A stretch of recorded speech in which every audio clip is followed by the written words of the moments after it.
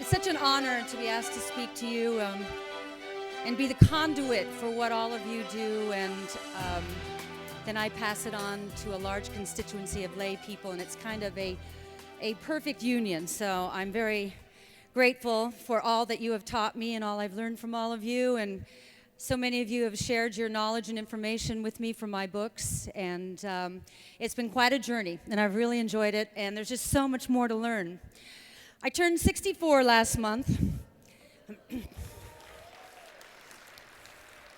you know, I never ever thought that I would be so upfront and open and happy about being that age. It is the best age I've ever been. I've never felt this good, never had more energy. I sleep 8 hours a night. All those 7 doors of menopause that I made famous, itchy, bitchy, sleepy, sweaty, bloated, forgetful, and all dried up, they're gone from my house. It really is about quality of life, and I'm living it, and it makes me look forward to what's 65 going to be, what's 75 going to be. I think aging is so interesting, and I remember turning 60 and I thought, I want to make the 60s the age that people want to be. And I had this great experience last February. I was at the Vanity Fair Oscar party, and this beautiful, beautiful, beautiful young starlet girl comes up to me, beautiful, Scarlett Johansson-y, and she was kind of nervous, and she said, I hope when I'm your age, I look like you. And I said, well, you got to start now. And that's what people don't understand. I know you're running into this all the time. There's a cluelessness out there amongst the public about what we're all doing, what we're all embracing, and it's so vilified.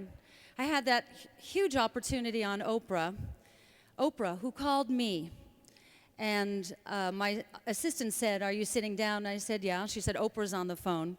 And Oprah said, you know, I'm one of those women that you write about who paddles around the house all night long, and I read Ageless, and now I'm reading Breakthrough, and it's life-changing for me. I want you to come on my show, and let's turn America onto this kind of medicine. I said, this is music to my ears.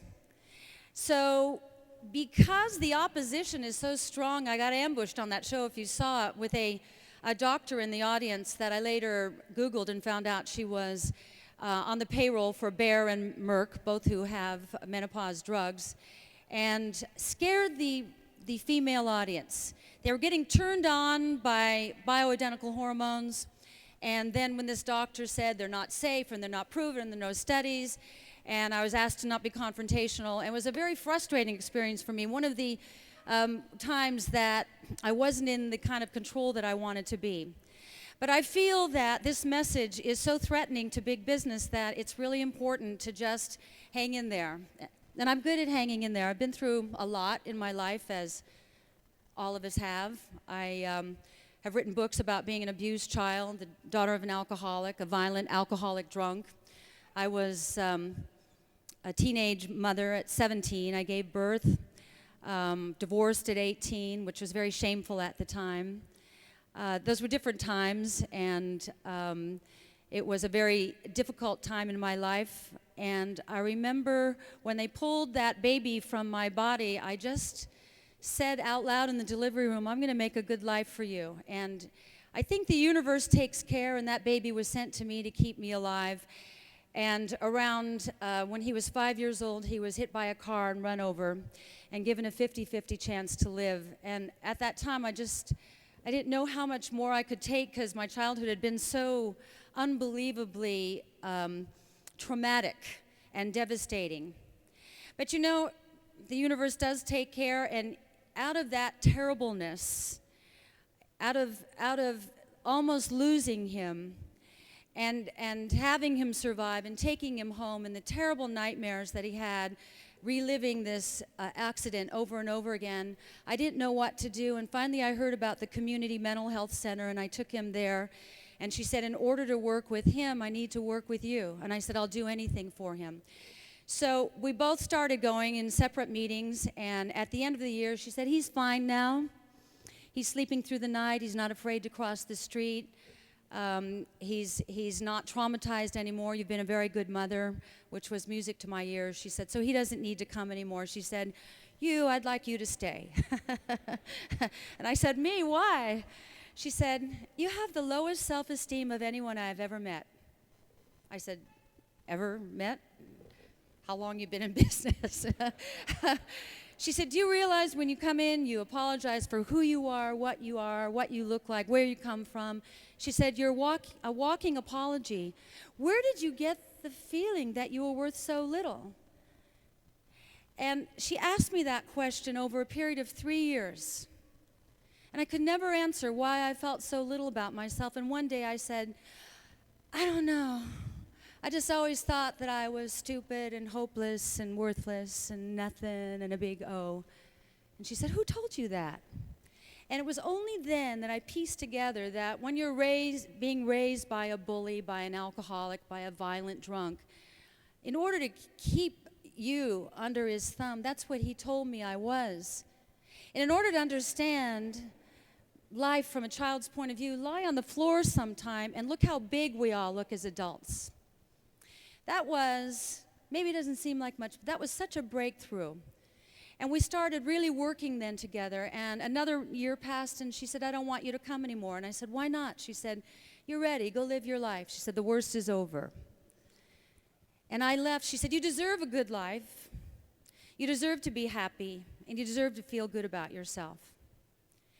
And that empowered me to go out and make a life for myself that I never dreamed I could have. I married the man of my dreams. I became wildly successful on television. I was on magazine covers and headlined here in Las Vegas. I mean, just went crazy. It went from total anonymity and being the person with the lowest self-esteem my therapist had ever met to that person that you probably were first introduced to, that character that I played on Three's Company, which when they really want to get me, I know on an interview, if they're going to make fun of me, they'll play a clip first of me being as dumb can be on Three's Company, and then they say, and now she's going to tell us about her new book.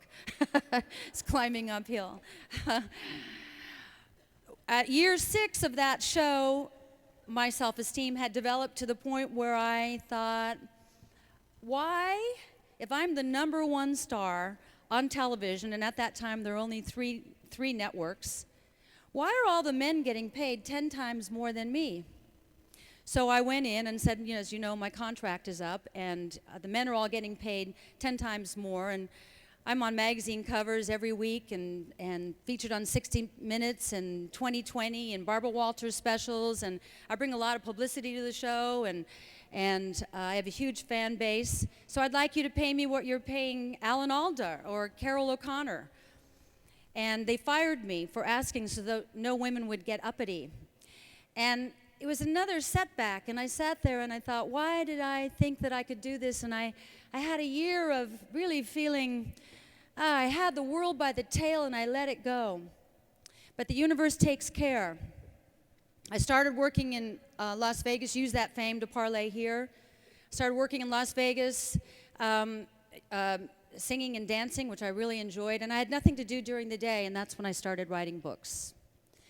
And these books have been so life-changing for me and life-affirming. It started with writing Keeping Secrets, which was a chronicling being the child of an alcoholic. Not so much about him, what it did to me, the non-drinker, and how affected I was. And what I realized in writing that is how much potential is lost in violent, abusive homes.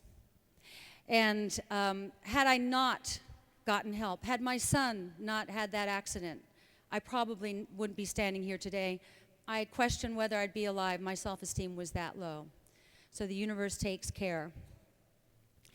I then became very successful writing books. I wrote about alcoholism and abuse, and then I wrote a spiritual book. Then I gained weight. I was 40. I started gaining weight. Couldn't figure out, why I was gaining weight. Nothing had changed, I thought, in my life, but as we all know now, hormones were starting to change, and my metabolism was starting to change. And so I learned the precepts of, low carb, high protein, high vegetable diet, and wrote 9 or 10 summer-sized books, sold 10 million of those books. Women really took to it. And what really happened was women started trusting me. And then I went into menopause. And I had 3 bad years. I was not fun.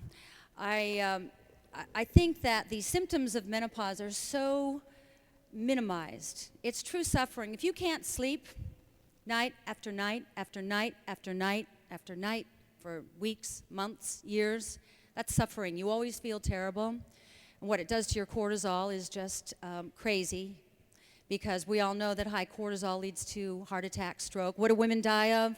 Heart attack, stroke. Men are dying of heart attack and stroke. I don't think they're dying of heart attack and stroke. I think they're dying of imbalanced hormones. You know, if there's like a teeter-totter, and if the minor hormones are on this side, estrogen, progesterone, testosterone, and the others, and the majors are on this side, insulin, thyroid, cortisol, adrenals, when these dip, it pushes these up. So when that chronic high cortisol is up, you're not going to sleep. You're going to get fat because your insulin is high. Your thyroid, the fat burning, is not working properly, and your adrenals are burnout. And that's what women are going through. And so you wonder why they don't want to jump on this fast-moving train, this incredible opportunity that we have right now to be well. Anti-aging to me is not about plastic surgery. Anti-aging to me is about working from the inside out, keeping your insides young, strengthening your organs and glands, all the things that you are doing. And I think right now the most important thing that we can all do is stay as healthy as we possibly can. Take advantage of all of it so that when the time comes, which is in the near future, where we're able to access such incredible new technologies, that we'll be able to access it because we will have maintained our health. I look at friends of mine, my husband's friends. I don't know why. When you know somebody all your life, you don't think they know anything. So my friends don't think that I really know anything. They say to me, "You look good." And I go, "Well, you know, I do the hormones and I do, you know, all the anti-aging stuff." And they go, "Oh, you and all your nutty ideas." I go, "Okay, just keep taking that Lipitor."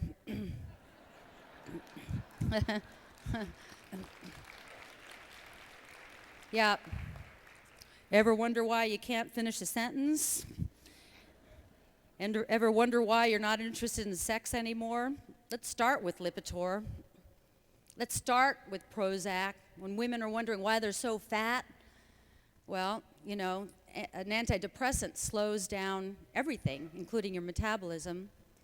But they take it because they're convinced that they got the best doctors, the best medicine. And you're all out there struggling with these great ideas that you have, and this is where I come in as the person who can take your information and yell it as loud as I can on whatever show I can get on, and in the form of books. That's what I mean about this perfect symbiosis between us.